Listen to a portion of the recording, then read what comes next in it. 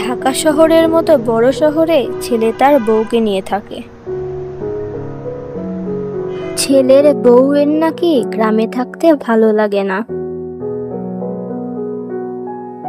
আর অন্যদিকে বৃদ্ধা মা গ্রামে একাই থাকেন। তাই বৃদ্ধা মায়ের ইচ্ছে হলো ছেলের কাছে শহরে গিয়ে কিছুদিন থেকে আসবে। সেই জন্যই মা রওনা দিলেন শহরের উদ্দেশ্যে। তা মাসিমা, তোমার গ্রামে একা থাকার কি দরকার?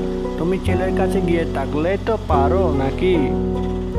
না বাবা, ওসব শহর আমার ভালো লাগে না।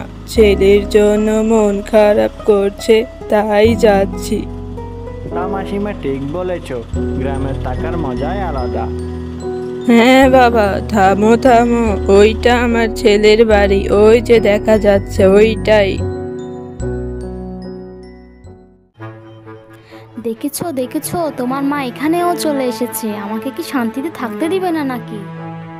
মা এসেছে তো কি হয়েছে? মায়ের তো আমি একমাত্রই ছেলে, তাই না? অন্য কোনো ছেলে থাকলে নিশ্চয় থাকতো। আমার কাছে না এসে বা কার কাছে আসবে? ছেলে নেই তো কি হয়েছে, তাই বলে কি এখানে আসতে হবে নাকি? তুমি তাড়াতাড়ি ওকে বিদায় করো। ঠিক আছে, আমি বাড়ি পাঠিয়ে দেব, তুমি এত রেগো না তো।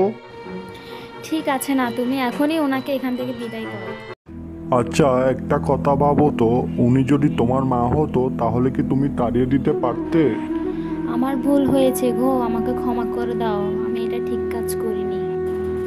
আসলে আমার ভাবা উচিত ছিল, মা তো মাই হয়, সে তোমার মা হোক আর আমার মা হোক।